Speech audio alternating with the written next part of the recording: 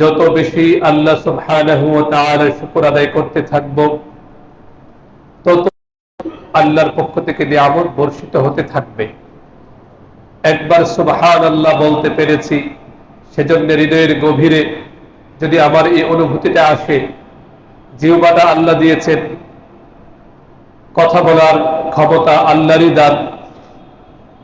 আমি আল্লাহ সুবহানাহু ওয়া তাআলার তৌফিক পেয়ে একবার সুবহানাল্লাহ বলতে পেরেছি, আল্লাহ আমাকে তৌফিক দিয়েছেন, সেজন্য আমি আলহামদুলিল্লাহ বলছি। এভাবে দেখে দেখে আমরা যখন আল্লাহ সুবহানাহু ওয়া তাআলার শুকর আদায় করব, এভাবে যখন আমরা যত বেশি আল্লাহ সুবহানাহু ওয়া তাআলার প্রতি কৃতজ্ঞ হব, আখিরাতে যেমন আল্লাহ সুবহানাহু ওয়া তাআলার দয়া আমরা পাব, দুনিয়াতেও ইনস্ট্যান্ট যে উপকারটা আমাদের মিলবে, এক হচ্ছে আল্লাহর সন্তুষ্টি, আল্লাহর পক্ষ থেকে আসবে প্রশান্তি, আরেকটা হচ্ছে আমাদের ডিপ্রেশন কেটে যাবে। আমরা জানি, কথাগুলো অনেকবারই উচ্চারিত হয়েছে, বর্তমান পৃথিবীর সবচেয়ে বড় সংকটগুলোর অন্যতম হচ্ছে ডিপ্রেশন, হতাশা, পেরেশানি, অস্থিরতা। হঠাৎ করে পেরেশানি চলে আসে, অস্থিরতা চলে আসে। এগুলো দূর করার জন্য 1450 বছর আগে রাসূলুল্লাহ সাল্লাল্লাহু আলাইহি ওয়াসাল্লাম যে ফর্মুলা দিয়ে গিয়েছেন, যে নির্দেশনা আমাদেরকে প্রদান করেছেন, তার শক্তিশালী ফর্মুলা হচ্ছে আল্লাহ সুবহানাহু ওয়া তাআলার জিকির।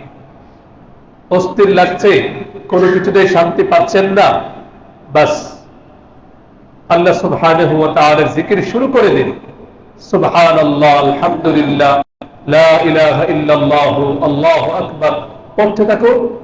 দেখবেন এমন প্রশান্তি আল্লাহ আপনার অন্তরে দিয়ে দিয়েছেন, যেটার কল্পনাও আপনার হয়নি। সুবহানাল্লাহ। এজন্য যারা অধিক পরিমাণে আল্লাহর জিকির করে, তারা দুনিয়াতেই প্রশান্তি পেয়ে যায়। পক্ষান্তরে আল্লাহর জিকির থেকে বিমুখ হয়ে এই ডিপ্রেশন শুরু হলে যারা ভিন্ন পথে পা বাড়ায়, কেউ মাদকের দিকে চলে যায়, কেউ নোংরামি অশ্লীলতায় গা ভাসিয়ে দেয়, তাদেরকে জিজ্ঞেস করে দেখুন, তারা শান্তি পায় না। এক অশান্তি থেকে বাঁচতে হাজার অশান্তিকে ওরা ডেকে নিয়ে আসে। আর অশান্তি শান্তির সম্পর্ক কার সাথে? অন্তরের সাথে। গত জুমার বয়ানে আমরা বলেছিলাম, রাসূলুল্লাহ সাল্লাল্লাহু আলাইহি ওয়াসাল্লামের এক হাদিস আপনাদের সামনে সরিয়েছিলাম, যে প্রশান্তি, হৃদয়ের ধনাত্মতা, প্রাচুর্যতা, এটা হৃদয়ের সাথে সম্পৃক্ত। আর হৃদয়ের স্রষ্টাকে কে হৃদয় সৃষ্টি করেছেন? আল্লাহ। তো এই হৃদয়ের মধ্যে প্রশান্তিটা কিভাবে আসবে, একমাত্র আল্লাহই ভালো জানে।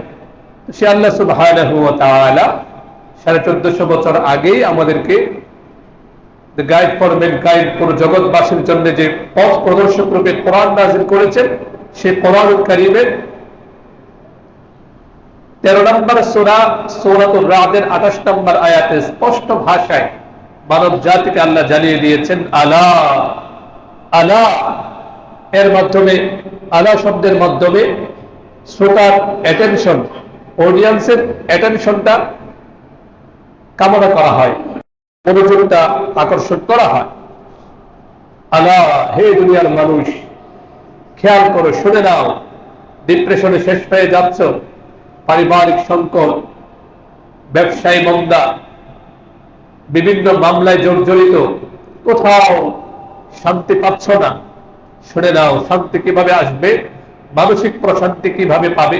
শত পেরেশানি, শত অস্থিরতার মধ্যেও আল্লাহ সুবহানাহু ওয়া তাআলা তোমাকে এমন প্রশান্তি দিবেন, দূর থেকে তোমাকে দেখে মানুষ মনে করবে, হায় রে, মামলায় জর্জরিত জীবন, কি অশান্তি। আজকে দুদিন পর পরে তাকে আদালতে যেতে হচ্ছে, এই উকিলের পিছনে ছুটতে হচ্ছে, কিন্তু এক অদৃশ্য শান্তি আল্লাহ আপনার অন্তরে দিবেন, যে সব অশান্তির বেড়াজালের মধ্যে থেকেও আপনি এক অবর্ণনীয় প্রশান্তির মধ্যে আপনি অবস্থান করবেন। সুবহানাল্লাহ।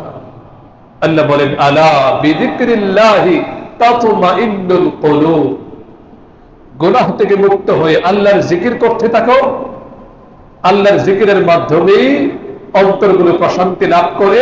আমি আল্লাহ অন্তরের স্রষ্টা, আমি জানি আমি একমাত্র অন্তরে প্রশান্তি দিতে পারি, আর আমি জানি অন্তরে প্রশান্তি কিভাবে আসে। তোমরা অধিক পরিমাণে আল্লাহ সুবহানাহু ওয়া তাআলার জিকির করো, আল্লাহর পবিত্র নাম উচ্চারণ করো, আল্লাহর দেয়া জিহ্বা দিয়ে আল্লাহর জিকির করো, সুবহানাল্লাহ পড়ো, আলহামদুলিল্লাহ পড়ো, লা ইলাহা ইল্লাল্লাহ পড়ো, আল্লাহু আকবার উচ্চারণ করো, কোরআন তিলাওয়াত করো। কোরআনের সঙ্গে গভীর একটা সম্পর্ক, জীবন্ত সম্পর্ক তৈরি করে নাও। এই দুনিয়া পরে একটা গেলে আরেকটা, আরেকটা গেলে আরেকটা আসতেই থাকবে। আল্লাহ দুনিয়ার জীবন যে আমরা যে হায়াত যাপন করছি, যে জীবন যাপন করছি, জীবনটাকে আল্লাহ এমন ভাবেই সাজিয়েছেন, একটা গেলে আরেকটা আসবেই। তো এত সমস্যার মধ্যে থেকেও তুমি যখন আল্লাহ সুবহানাহু ওয়া তাআলার জিকিরে নিজেকে নিমজ্জিত রাখবে, তুমি যখন আল্লাহ সুবহানাহু ওয়া তাআলার জিকির উচ্চারণ করবে, তখন এত সমস্যার মধ্যে থেকেও, এত পেরেশানির মধ্যে থেকেও এমন অবর্ণনীয়, এমন অসাধারণ স্নিগ্ধ মানসিকতা তুমি লালন করবে যে দুনিয়ার মানুষ মনে করবে তুমি অশান্তিতে, কিন্তু বাস্তবিক করতে দেখা যাবে তুমি শান্তিতে, প্রশান্তিতে ভরপুর এক আনন্দময় জীবন যাপন করে যাচ্ছে। সুবহানাল্লাহ। আমরা জিকির করবো ইনশাআল্লাহ।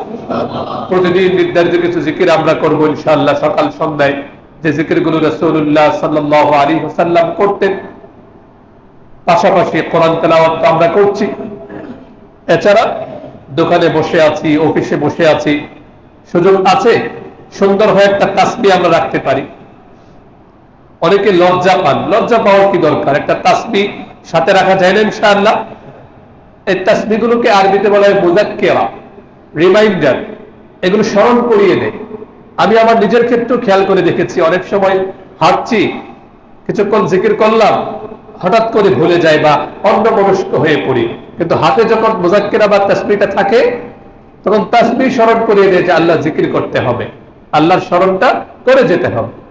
এই যে একবার দুবার আপনি আল্লাহ জিকিরটা করেছেন, দুনিয়াতে তো প্রশান্তি আপনি পাচ্ছেনই, এটার মূল্য যখন আমরা কবরে চলে যাব, তখন বুঝতে পারবো যে একবার সুবহানাল্লাহ, একবার আলহামদুলিল্লাহ, একবার লা ইলাহা ইল্লাল্লাহ বলার কারণে কি প্রশান্তি, কি সওয়াব, কি আজর, কি বিনিময় আল্লাহ আমাদেরকে দিয়েছেন। সুবহানাল্লাহ।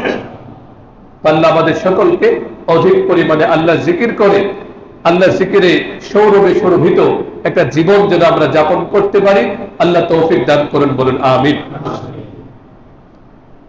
মুহতারাম মুসল্লিয়ানে কেরাম, আমরা আজকে যে বিষয়ে কথা বলবো ইনশাআল্লাহ, সেটা হচ্ছে প্রেমময় ইবাদত, হজের পরিচয় এবং গুরুত্ব।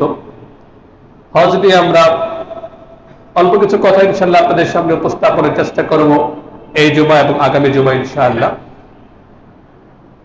আমরা শিরোনামে বলেছি যে প্রেমময় ইবাদত। প্রত্যেকটা ইবাদত তো আল্লাহ সুবহানাহু ওয়া তাআলার সঙ্গে গভীর ভালোবাসার, বান্দা এবং আল্লাহর মধ্যে গভীর ভালোবাসার একটা চিত্রায়ন হচ্ছে ইবাদত। তো এর মধ্যে যদি আপনি কম্পেয়ার করেন, তুলনা করেন, আমরা যদি তুলনা করি, হজটা হচ্ছে আল্লাহ সুবহানাহু ওয়া তাআলার প্রতি ভালোবাসার এক অসামান্য স্মারক, অসামান্য একটা চিত্র হজের মাধ্যমে ফুটে ওঠে। দুটুকরো কাপড়ের মাধ্যমে আল্লাহ সুবহানাহু ওয়া তাআলা যখন যা বলেছেন বাস আমরা তাই করছি। বাহ্যিকভাবে মনে হয় পাগলামি, বাহ্যিকভাবে মনে হয় এগুলো কিসের, আবার কিসের, বাহ্যিকভাবে অর্থহীন কারো কাছে মনে হতে পারে, কিন্তু যেহেতু এটা প্রেমের খেলা, এখানে খেলা চলছে কিসের? প্রেমের। আল্লাহ বলেছেন বাস আমি করছি। ইহরামের দুটুকরো পবিত্র কাপড় পরে তীব্র গরমের মধ্যে অবস্থান করছি। কখনো দেখা যায় আমরা তাওয়াফ করছি, সাই করছি, জাস্ট এটা প্রেমের খেলা। আল্লাহ সুবহানাহু ওয়া তাআলার পক্ষ থেকে বান্দার প্রতি এক বিশেষ নির্দেশনা, বিশেষ এক আদেশ হজ। এ নিয়ে আমরা অল্প কিছু কথা ইনশাআল্লাহ আপনাদের সামনে উপস্থাপন করব। আল্লাহ সুবহানাহু ওয়া তাআলা আমাকে এবং যারা শুনছেন সকলকে গভীরভাবে উপলব্ধি করে আমরা যেন আমল করতে পারি, আল্লাহ তৌফিক দান করুন, বলুন আমিন। মোহতারাম হাজিরিন, আমি আপনাদের সামনে খুতবায়ে কোরআনুল কারীমের তৃতীয় সূরা সূরাত আলে ইমরানের 96 এবং 97 নম্বর আয়াত তেলাওয়াত করেছি। তেলাওয়াতকৃত দুটো আয়াতের মধ্যে আল্লাহ সুবহানাহু ওয়া তাআলা প্রথমে আল কাবাতুল মুশাররাফা, বরকতময় কাবা শরীফ, বাইতুল্লাহ শরীফের বিষয়ক একটা চমৎকার তথ্য দিয়েছেন। এরপর কাদের উপর হজ ফরজ সে বিষয়ক নির্দেশনা দিয়েছেন।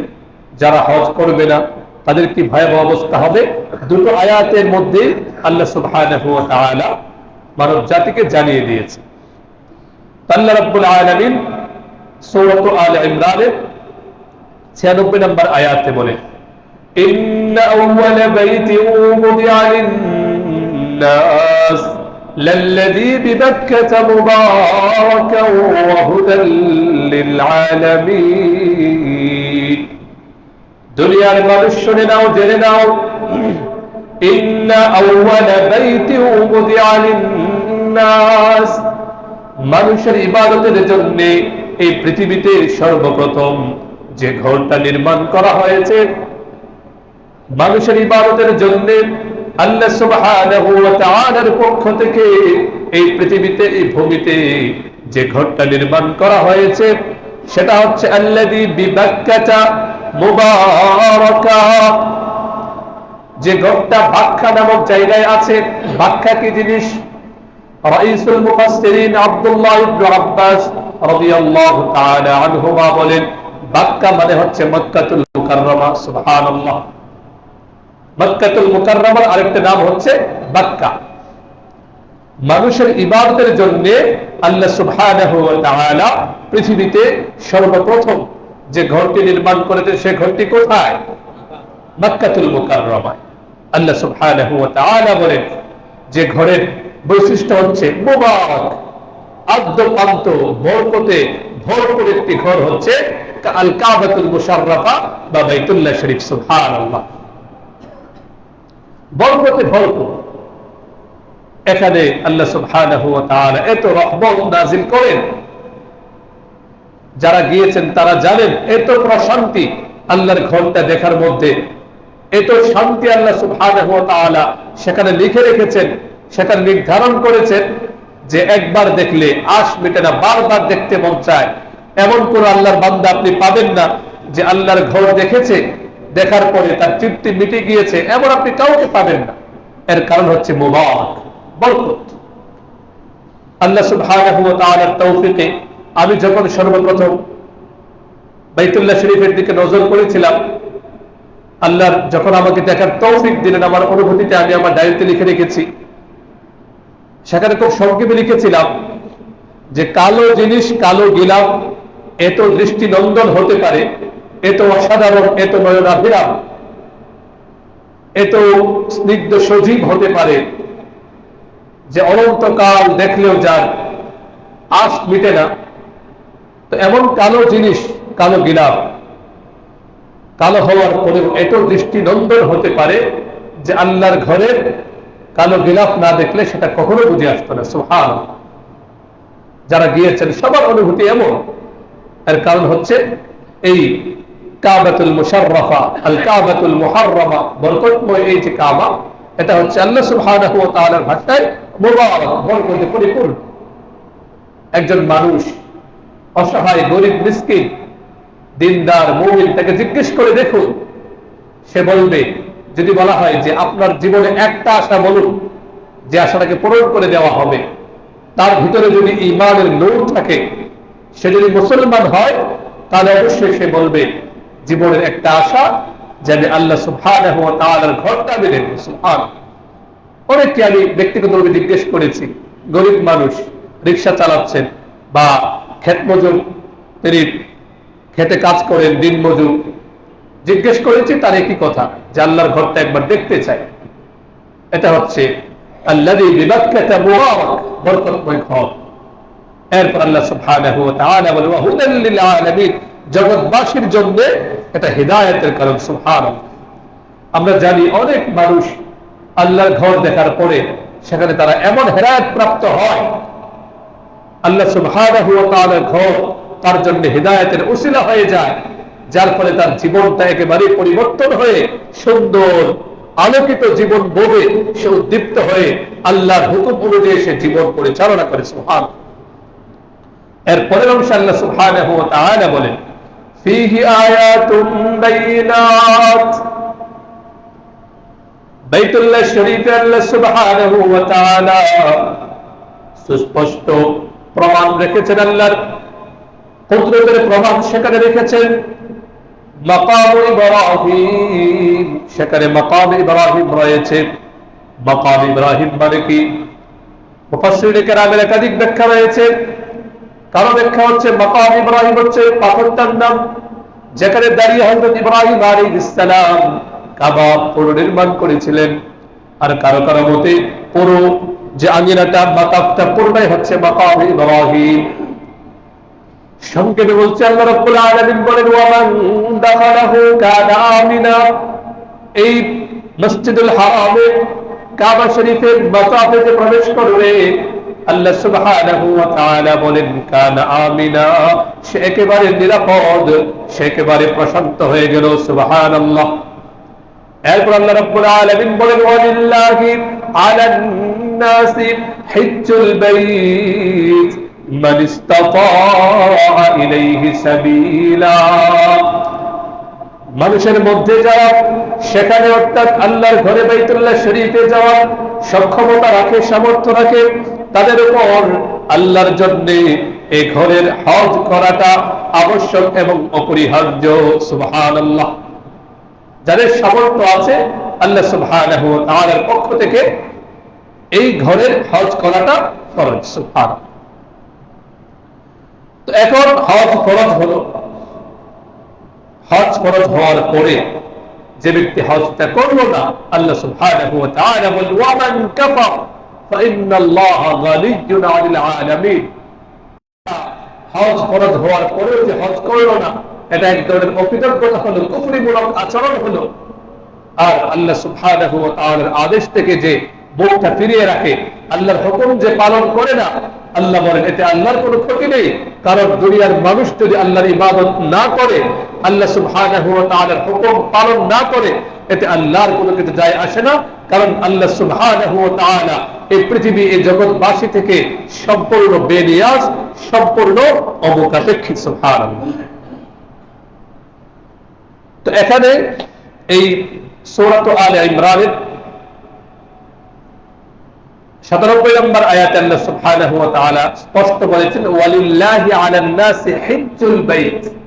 এখানে হজকে হা এর মধ্যে কাসরা জেদ দিয়ে উচ্চারণ করা হয়েছে, হিজ্জুল বাইত। আবার ওই সূরা আল বাকারা ৯৭ নম্বর আয়াতে আমরা আগে আলোচনা শুনেছি, দুই জুমা আগে, সেখানে আমরা শুনেছিলাম যে আল হজ্জু আশহুরুম মা'লুমাত, অর্থাৎ হজ শব্দের উচ্চারণটা কখনো হিজ্জুল হয়, আবার কখনো হজ্জুল হয়। তবে আমাদের মধ্যে প্রচলিত কোনটা, আমরা হজ বলি নাকি হিজ বলি? হজ বলি। হজের পরিচয় কি? হজ একটা আরবি শব্দ, যেটা আল হজ্জু বলা যায়, আবার আল হিজ্জু বলা যায়। শাব্দিক অর্থ হচ্ছে আল কসদ, সংকল্প করা, প্রতিজ্ঞা করা, দৃঢ় মানসিকতা পোষণ করা। শরীয়তের পরিভাষায় হজ কাকে বলে? আল হজ্জু ফি ইসতিলাহিশ শারঈ হুয়া বাইতুল্লাহিল হারাম লিআদাই মানাসিক মাখসুসা। আল্লাহর ঘরে গিয়ে সুনির্দিষ্ট নিয়ম কানুনের আলোকে যে ইবাদত সম্পাদন করা হয়, শরীয়তের পরিভাষায় তাকে হজ বলে। সহজ একটা প্রশ্ন সবার মধ্যে কাজ করে, হজটা কার উপর ফরজ? জানা দরকার আছে না? অনেকের মধ্যে একটা কৌতূহল কাজ করে, আবার কেউ কেউ ইচ্ছে করে জানতে চায় না। তার উপর যে হজ ফরজ হয়ে আছে, এটা ইচ্ছে করে জানতে চায় না। আচ্ছা, কেউ যদি এটা না জানতে চায়, তাহলে কি তার উপর থেকে হজ ফরজ এটা এই সাকেত হয়ে যাবে? অন্ধ হলে কি প্রলয় বন্ধ হয়ে যাবে?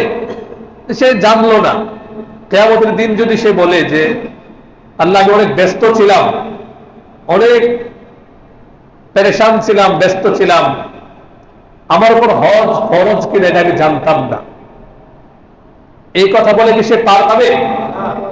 এখন হজ অনেকের উপর ফরজ। আমি নিজের অভিজ্ঞতা থেকে বলি, বেশ কিছু পরিচিত মুসল্লি ভাই, আমাদের আত্মীয় স্বজন, অনেককে আমি বলেছি, জিজ্ঞেস করেছি যে আপনি কি হজ করেছেন?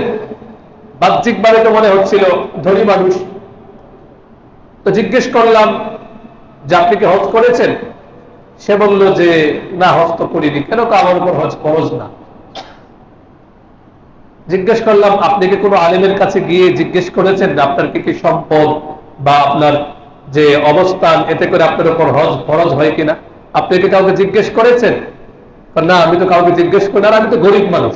আমি কি নিজে নিজেকে গরিব মনে করে যদি কেউ যাকাত না দেয়, কোরবানি না দেয়, আরেক মাসালা কোরবানি, অনেকে নিজেকে গরিব মনে করে, নিজেকে গরিব মনে করে বাস কোরবানি দেয়, অথচ বাড়ির মালিক। আমি তো সেদিন শুনে অবাক হয়ে গেলাম। তার উপর বহু আগে থেকে কোরবানি ওয়াজিব হয়ে আছে। জিজ্ঞেস করলাম কোরবানি দেন কিনা? মানে কোরবানি দেয় না। কেন? আমি গরিব মানুষ। কি আশ্চর্যের বিষয়! ব্যাংকে প্রচুর পরিমাণ টাকা পড়ে আছে, একাধিক ব্যবসায়ী তার টাকা সেখানে সে ইনভেস্ট করে রেখেছে, জিজ্ঞেস করলে বলে গরিব মানুষ।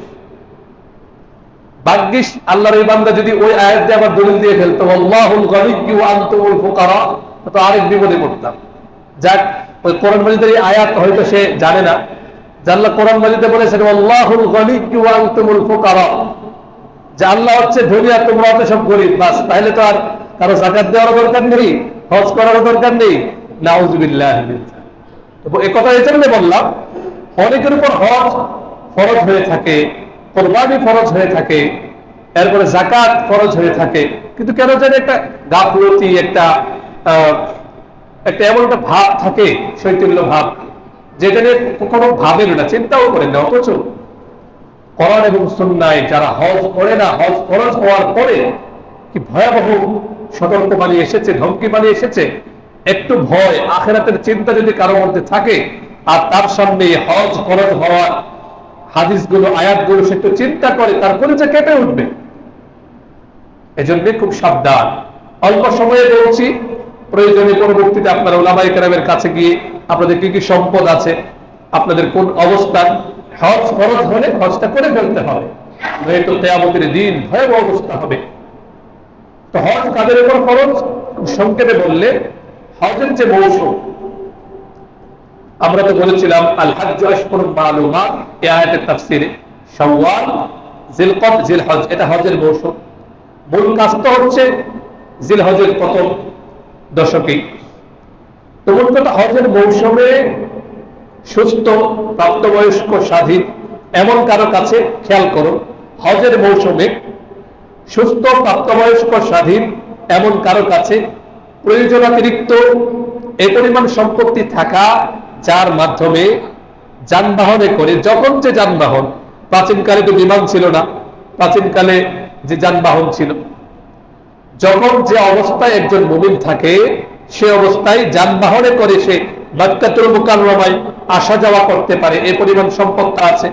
এবং যাদের ভরণ পোষণ তার উপর অপরিহার্য, স্ত্রী, নাবালিগ সন্তান, বাবা মা, অসহায় গরিব মানুষ, সব বাবা মা তো সন্তানের উপর কিনা একেবারেই মহতাজ হয়ে থাকে। অনেক সময় দেখা যায় বাবার আলাদা ব্যবসা থাকে, সন্তানের আলাদা ব্যবসা, তো বাবা এবং সন্তানের মধ্যে রীতিমতো প্রতিযোগিতা, তার এই পরিমাণ সম্পদ, সন্তান এই পরিমাণ সম্পদ, তো সেখানে তো সন্তানের উপর বাবা মহতাজ না। এমনি তো সাধারণত দেখা যায় আমাদের মিডল ক্লাস ফ্যামিলি যেগুলো আছে, মধ্যবিত্ত ফ্যামিলি, একটা সময় বাবা পরিশ্রম করে ক্লান্ত হয়ে সন্তানের উপর অনেকটা মুখাপেক্ষী হয়ে পড়ে, তাদের কথা। মানে মোট কথা, যাদের ভরণ পোষণ তার উপর অপরিহার্য, আবশ্যক, তো তার অবর্তমানে তাদের ভরণ পোষণ সে দিতে পারবে, এমন ব্যক্তির উপর আল্লাহর ঘরে যাওয়া অপরিহার্য। আবারও বলছি, হজের মৌসুমে সুস্থ, প্রাপ্তবয়স্ক, স্বাধীন এমন কোন ব্যক্তি যার আল্লাহর ঘরে আসা যাওয়া করার মতো, যানবাহনে আসা যাওয়া করার মতো সামর্থ্য, টাকা পয়সা আছে, এবং সে যে আসা যাওয়া করবে, বর্তমানে তো প্রায় 1.5 মাস বা 50 দিন, এই যে লম্বা সময়, এই পুরো সময়ের মধ্যে তার পরিবার পরিজন কারো মুহতাজ হবে না, তার অবর্তমানে তার পরিবার পরিজনের ভরণ পোষণের ক্ষমতা তার আছে। বাস এতটুকু হলে আল্লাহ সুবহানাহু ওয়া তাআলার পক্ষ থেকে ওই ব্যক্তির জন্য অপরিহার্য আল্লাহর ঘর তার জিয়ারত করতে হবে, তার হজ আদায় করতে হবে। দলিল কি আমরা একটু আগেই কোরআনুল কারীমের আয়াত শুনেছি, পড়েছি। সূরা আলে ইমরান 97 নম্বর আয়াত, আল্লাহ সুবহানাহু ওয়া তাআলা স্পষ্ট বলেন, ওয়ালিল্লাহি আলান নাসি হিজ্জুল বাইতি মান ইসতাতাআ ইলাইহি সাবিলা। মানুষের মধ্যে যারা আল্লাহর ঘরে পৌঁছার সামর্থ্য রাখে তাদের উপর আল্লাহর জন্য বাইতুল্লাহ শরীফের হজ করাটা ফরজ হয়েছে। তো এখানে সামর্থ্যটার ব্যাখ্যা কি? আব্দুল্লাহ ইবনে আব্বাস রাদিয়াল্লাহু তাআলা আনহু সহ একাধিক মুফাসসিরিনে কেরামের ভাষ্য হচ্ছে, ইমাম হাকিম আবু আব্দুল্লাহ মুহাম্মদ ইবনে আব্দুল্লাহ আন-নাইসাবুরি রাহিমাহুল্লাহু তাআলা আল মুস্তাদরাক আলা সাহিহাইন কিতাবে লিখেছেন, এখানে ইস্তিতাআত সক্ষমতার ব্যাখ্যা হচ্ছে আয-যাদ ওয়ার রাহিলা, আসা যাওয়ার মতো পাথেয় যা আছে। তো আমরা একটু আগে জেনেছি যে পৃথিবীতে আল্লাহ সুবহানাহু ওয়া তাআলার পক্ষ থেকে মানুষের ইবাদতের জন্য সর্বপ্রথম যে ঘরটি নির্মাণ করা হয়েছে সেটি কোন ঘর? মক্কাতুল মুকাররমায় যে কাবা শরীফ নামে যেটা প্রসিদ্ধ। তো এই যে কাবা শরীফ, আল মসজিদুল হারাম বা আল কাবাতুল মুশাররফা, এটা পৃথিবীর সর্বপ্রথম মসজিদ। সুবহানাল্লাহ। সূরা নাসাইর বর্ণনা 690 নম্বর হাদিস, সাহাবী আবু যর আল গিফারি রাদিয়াল্লাহু তাআলা আনহু থেকে বর্ণিত, তিনি বলেন, সাআলতু রাসূলুল্লাহ সাল্লাল্লাহু আলাইহি ওয়াসাল্লাম আইয়ু মসজিদিন বুযিআ আউওয়ালান قال المسجد الحرام ثم قلت أي قال المسجد الأقصى। রাসূলুল্লাহ সাল্লাল্লাহু আলাইহি ওয়াসাল্লাম কে প্রশ্ন করলাম। আবু যর আল গিফারি রাদিয়াল্লাহু তাআলা আনহু বলেন, আমি রাসূলুল্লাহ সাল্লাল্লাহু আলাইহি ওয়াসাল্লাম কে প্রশ্ন করলাম, ইয়া রাসূলুল্লাহ, ইয়া হাবিবাল্লাহ, এই পৃথিবীতে সর্বপ্রথম কোন মসজিদ নির্মাণ করা হয়েছে আল্লাহ সুবহানাহু ওয়া তাআলার পক্ষ থেকে? রাসূলুল্লাহ সাল্লাল্লাহু আলাইহি ওয়াসাল্লাম বলেন, এই পৃথিবীতে সর্বপ্রথম যে মসজিদ নির্মাণ করা হয়েছে সেটা হচ্ছে আল মসজিদুল হারাম। সুবহানাল্লাহ। এরপর আমি আবার প্রশ্ন করলাম, সুম্মা আইয়ুন, মসজিদুল হারামের পরে কোন মসজিদ নির্মাণ করা হয়েছে? তিনি বললেন, আল মসজিদুল আকসা, বর্তমান ফিলিস্তিনে অবস্থিত মসজিদে আকসা এরপর নির্মাণ করা হয়েছে। সুবহানাল্লাহ। আমি আবার প্রশ্ন করলাম, ওয়াকাম বাইনাহুমা, দুই মসজিদ নির্মাণের মাঝখানে কতদিন সময় ব্যয় হয়েছে? মসজিদে হারাম নির্মাণের কতদিন পরে মসজিদ আকসা নির্মাণ করা হয়েছে? রাসূলুল্লাহ সাল্লাল্লাহু আলাইহি ওয়াসাল্লাম বললেন, 40 আমান, 40 বছরের পার্থক্য ছিল। তো পৃথিবীতে সর্বপ্রথম মসজিদ আল মসজিদুল হারাম, দ্বিতীয় মসজিদ কোনটি? আল মসজিদুল আকসা। এখন এই মসজিদ সর্বপ্রথম কে নির্মাণ করেছেন? একাধিক বর্ণনা পাওয়া যায় তাফসীরের কিতাবগুলোতে, সুনির্দিষ্ট করে সহিহ riwayate বলা মুশকিল। কিছু যায়িফ riwayat এবং মুফাসসিরিনে কেরাম বিভিন্ন জায়গা থেকে গবেষণা করেছেন, সেখান থেকে বলা হয় যে ফেরেশতারা মসজিদে হারাম নির্মাণ করেছিলেন। এরপর হযরত আদম আলাইহিস সালামের সময় পুনর্নির্মাণ করা হয়। অবশেষে নূহ আলাইহিস সালামের মহাপ্লাবন যখন হয়েছিল, এগুলো খুব শক্তিশালী সূত্রে বর্ণিত না, এজন্য খুব জোর দিয়ে বলছি না, ইতিহাসে পাওয়া যায় হযরত নূহ আলাইহিস সালামের সময় যে মহাপ্লাবন হয়েছিল তখন সেটা অনেকটা বিধ্বস্ত হয়ে গিয়েছিল। পরবর্তীতে আল্লাহ সুবহানাহু ওয়া তাআলা হযরত ইব্রাহিম আলাইহিস সালামকে নির্দেশনা দিয়েছিলেন। আগে থেকেই তো জায়গা নির্ধারিত ছিল, ভিত্তিটা আগে থেকেই করা ছিল, সে ভিত্তির উপর নির্মাণ করার জন্য, আল্লাহর ঘরটাকে পুনর্নির্মাণ করার জন্য আল্লাহর খলিল হযরত ইব্রাহিম আলাইহিস সালামকে নির্দেশনা দিয়েছেন এটা কোরআন মাজিদ থেকে পাওয়া যায়। কোরআনুল কারীমে একটি সূরা আছে যে সূরার নামই হচ্ছে হজ, সূরাতুল হজ। 22 নম্বর সূরা, যেটা সূরার নামই হচ্ছে সূরাতুল হজ। এই সূরাতুল হজের 26 এবং 27 নম্বর আয়াত আল্লাহ সুবহানাহু ওয়া তাআলা অনেকটা স্পষ্ট করেই বলে দিয়েছে। আল্লাহ সুবহানাহু ওয়া তাআলা বলেন, ওয়াইদ বাওয়ারনা লিইব্রাহিমা মাকানাল বাইত আল্লা তুশরিক বি শাইআ ওয়া তাহহির বাইতিয়া লিত-তাইফিন ওয়াল আকিফিন ওয়াল কাইমিনা ওয়া রুকআইস সুজুদ। এবং সেই সময়কে স্মরণ করো যখন আমি ইব্রাহিমকে সেই ঘর অর্থাৎ কাবা গৃহ এর স্থান জানিয়ে দিয়েছিলাম এবং আমি বলেছিলাম আল্লাহ তুশরিক বি শাইআ, আমার সঙ্গে কোনো কিছুকে শরীক করবে না, ওয়া তাহহির বাইতিয়া, এবং আমার ঘর এই কাবা শরীফকে তুমি পবিত্র করে রেখো, বাইতিয়া লিত-তাইফিনা, যারা তাওয়াফ করবে তাদের জন্য, ওয়াল কাইমিনা, সেখানে দাঁড়িয়ে যারা আল্লাহর ইবাদত করবে, ওয়ার রুকআইস সুজুদ, যারা রুকু করবে সিজদা করবে তাদের জন্য আমার ঘরকে তুমি পাক পবিত্র রেখো। সুবহানাল্লাহ। পরবর্তী আয়াতে আল্লাহ সুবহানাহু ওয়া তাআলা বলেন, ওয়াদ্দিন ফিন-নাস, ইব্রাহিম তুমি মানুষের মাঝে হজের ঘোষণা দাও, হজের ঘোষণা দাও। ইয়াতুকা রিজালা, লোকজনেরা পৃথিবীর দিক দিগন্ত থেকে এই তোমার কাছে হজ করতে আসবে। ইয়াতুকা রিজালা, কাবা শরীফে আসবে। ওয়ালা কুল্লি দামির, কেউ কেউ হেঁটে আসবে। ওয়ালা কুল্লি দামির ইয়াতিনা মিন কুল্লি ফাজ্জিন আমিক, যারা দূর দূরান্তের পথ অতিক্রমকারী উটের পিঠে সওয়ার হয়ে, যেগুলো একেবারে দীর্ঘ সফরের কারণে রোগা হয়ে গিয়েছে, অর্থাৎ দূর দূরান্ত থেকে সফর করে আল্লাহর ঘরে তারা উপস্থিত হবে। সুবহানাল্লাহ। আল্লাহর ঘর কাবা শরীফ, আল্লাহ সুবহানাহু ওয়া তাআলা এর মধ্যে এত আকর্ষণ রেখেছেন।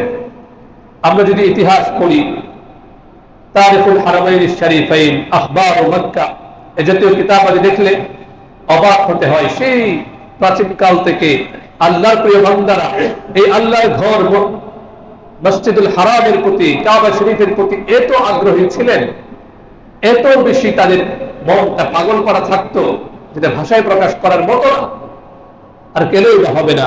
কোরআনুল কারীমে সূরাতুল বাকারার 125 নম্বর আয়াতে আল্লাহ স্পষ্ট বলে দিয়েছেন, ওয়াইদ জাআলনাল বাইতা মাসাবাতাল লিন-নাস, আমি বাইতুল্লাহকে, বাইতুল্লাহ শরীফকে বানিয়েছি মাসাবাতান আই মারজিআন লিন-নাস, মানুষের জন্য বারবার ফিরে আসার জায়গা বানিয়েছি। সুবহানাল্লাহ। এজন্য যে একবার যায় তার মনটা এমন ভাবে প্রস্তুত হয়ে যায়, সে বারবার যেতে চায়, বারবার যেতে চায়, তবু তার স্বাদ মিটে না। আল্লাহ বলেন মাসাবাতাল লিন-নাস, মানুষের বারবার ফিরে আসার একটা স্থান আমি বানিয়ে দিয়েছি বাইতুল্লাহ শরীফ। ওয়া আমনা, এবং নিরাপত্তার একটা জায়গা। ওখানে গেলে মানসিক প্রশান্তি লাগে, নিরাপত্তা বোধ হয়, ওখান থেকে আসতে মনে চায় না। তো তারা হাজিরে আল্লাহ সুবহানাহু ওয়া তাআলা এভাবে কাবা শরীফের প্রতি মানুষের মনকে ঝুঁকিয়ে দিয়েছে। শত বছর ধরে এভাবে চলছে। যত টাকা খরচ হোক, মানুষ যাবে, বারবার যাবে। যখন দেখা যেত 10,000, 15,000, 20,000 টাকা খরচ হতো, তখন যেমন মানুষ যাচ্ছে, যেত, এখনো যাচ্ছে। লক্ষ লক্ষ মানুষ পঙ্গপালের মতো কি অবর্ণনীয় আকর্ষণে সেদিকে ছুটে যাচ্ছে, বারবার যাচ্ছে। যার যেমন সামর্থ্য তারা যাচ্ছে বারবার। এখন হয়তো বা হজের জন্য খরচ খুব বেশি হয়ে যাওয়ায় যাদের ওই সামর্থ্য নেই তারা উমরা করছে, যাচ্ছে, আল্লাহর ঘরে তারা বারবার যাচ্ছে, স্বাদ মিটছে না। মুহতারাম হাজিরিন, এজন্য আমরা প্রস্তুতি গ্রহণ করি। আল্লাহ যাদেরকে সক্ষমতা দিয়েছেন, যাদের উপর হজ খরচ, আমরা গবেষণা করি, দেখি নিজেদের হালাত, অবশ্যই আমরা হজটা করব। আর কেন হজ করবো না? আমরা সবাই জানি যে ইসলাম যে 5টি ভিত্তির উপর সগৌরবে দাঁড়িয়ে আছে, তার অন্যতম হচ্ছে হজ্জ বাইতুল্লাহিল হারাম, আল্লাহর ঘরের হজ করা। সুবহানাল্লাহ। সহিহ বুখারী শরীফের 8 নম্বর হাদিস, প্রসিদ্ধ হাদিস, আমরা সবাই জানি। আব্দুল্লাহ ইবনে উমর রাদিয়াল্লাহু আনহুমা থেকে বর্ণিত, তিনি বলেন রাসূলুল্লাহ সাল্লাল্লাহু আলাইহি ওয়াসাল্লাম ইরশাদ করেন, বুনিয়াল ইসলামু আলা খামস শাহাদাতি আন লা ইলাহা ইল্লাল্লাহ ওয়া আন্না মুহাম্মাদান রাসূলুল্লাহ। ইসলামের ভিত্তি পাঁচটি জিনিসের উপর। প্রথমটি হচ্ছে হৃদয়ের গভীর থেকে এই কথার সাক্ষ্য দেওয়া যে আল্লাহ সুবহানাহু ওয়া তাআলা ছাড়া কোন মাবুদ নেই এবং মুহাম্মদ সাল্লাল্লাহু আলাইহি ওয়াসাল্লাম আল্লাহ সুবহানাহু ওয়া তাআলার বান্দা এবং তার রাসূল। দ্বিতীয় ভিত্তি হচ্ছে ওয়া ইকামিস সালাহ, সালাত কায়েম করা। তৃতীয় ভিত্তি হচ্ছে ওয়া ইতাইজ যাকাত, যাকাত প্রদান করা। এরপর চতুর্থ ভিত্তি হচ্ছে ওয়াল হজ, হজ করা। পঞ্চম ভিত্তি হচ্ছে ওয়া সাওমিল রমাদান, সুবহানাল্লাহ, রমজানুল মুবারকে রোজা বা সিয়াম সাধনা করা।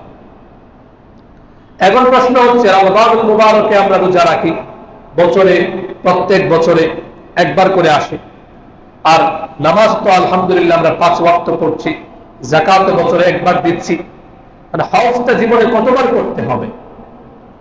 রাসূলুল্লাহ সাল্লাল্লাহু আলাইহি ওয়াসাল্লাম স্পষ্ট জানিয়ে গিয়েছেন।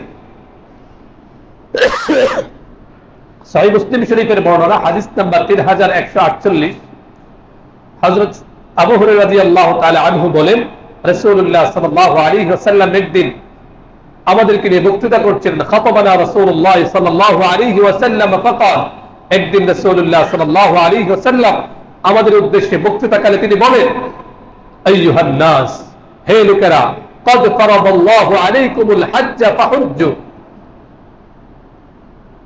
আল্লাহ তোমাদের উপর হজকে ফরজ করেছেন, অতএব তোমরা হজ সেটা আদায় করো। এরপর এক সাহাবী প্রশ্ন করলেন, ফাকাল রাজুল আকুল্ল আমিন ইয়া রাসূলুল্লাহ, প্রত্যেক বছরে কি হজ করতে হবে ইয়া রাসূলুল্লাহ?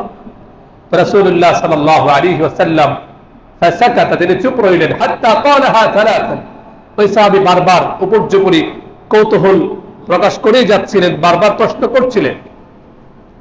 তো রাসূলুল্লাহ সাল্লাল্লাহু আলাইহি ওয়াসাল্লাম একটু রেগে গিয়ে তিনি বললেন, লাউ কুলতু নাআম লা ওয়াজাবাত ওয়া লা বাস্তাতাতু, বারবার প্রশ্ন করার কি আছে? যদি বারবার করার প্রয়োজন হতো আমি তো বলতামই, আমি যেহেতু বলেছি হজ করো, বাস এর মধ্যেই সীমাবদ্ধ থাকো।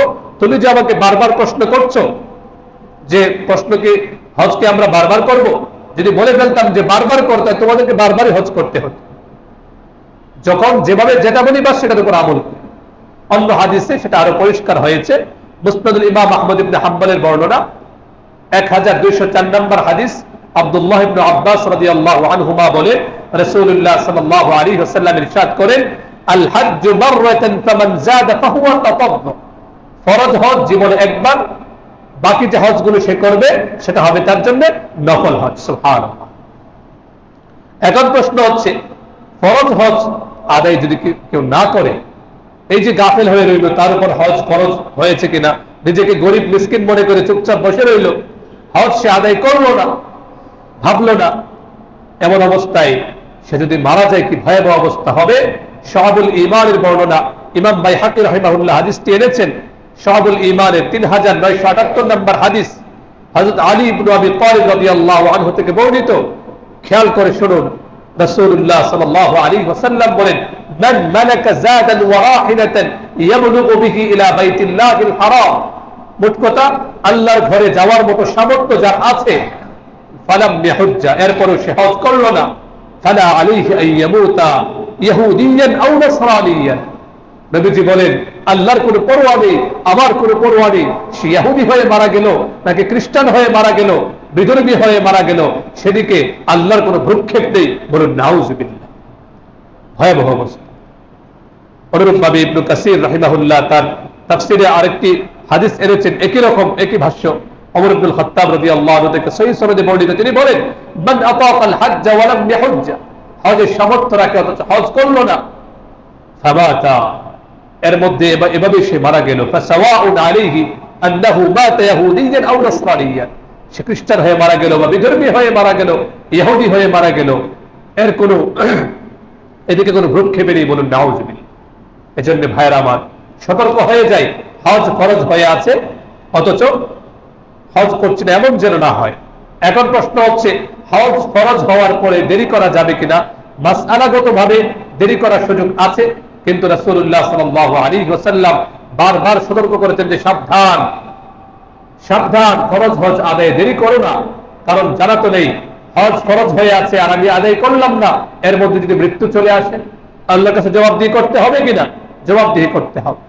মুসনাদুল ইমাম আহমদ ইবনে হাম্বলের বর্ণনা হাদিস নাম্বার 1833 হযরত আব্দুল্লাহ ইবনে আব্বাস রাদিয়াল্লাহু আনহুমা থেকে বর্ণিত, রাসূলুল্লাহ সাল্লাল্লাহু আলাইহি ওয়াসাল্লাম বলেন, মান আরাদাল হজ্জ ফালইতাআজ্জাল, হজ ফরজ হয়েছে সে জানে এবং হজের ইচ্ছা করেছে, সে যেন দ্রুত হজটা করে নেয়।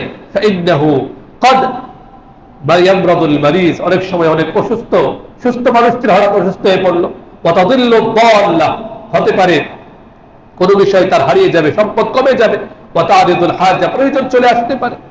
অনুরূপ আরেক হাদিসে মুসনাদুল ইমাম আহমদ ইবনে হাম্বলের আরেক হাদিসে এসেছে 2866 নম্বর হাদিস, এটাও আব্দুল্লাহ ইবনে আব্বাস রাদিয়াল্লাহু আনহু বর্ণনা করেন, রাসূলুল্লাহ সাল্লাল্লাহু আলাইহি ওয়াসাল্লাম বলেন, তাআজ্জালু ইলাল হজ্জ ইয়ানি আল ফরিয়দা ফাইন্না আহাদাকুম লা ইয়াদরি মা ইয়ারিদু লাহু, হজ ফরজ হয়েছে, ফরজ হজ আদায়ে তোমরা দ্রুত করো, তাড়াহুড়া করে হজটা করে ফেলো, কারণ জানা তো নেই কখন তার কোন অবস্থা তৈরি হয়ে যায়। এজন্য ভাইরা আমার, অনেকের উপর হজ ফরজ হয়ে আছে, আমরা ভাবি চিন্তা করি দ্রুত হজটা আদায় করার চেষ্টা করি। আরেকটা বিষয় আমাদের কাছে অনেকেই বারবার প্রশ্ন করেন, বদলি হজের বিষয়।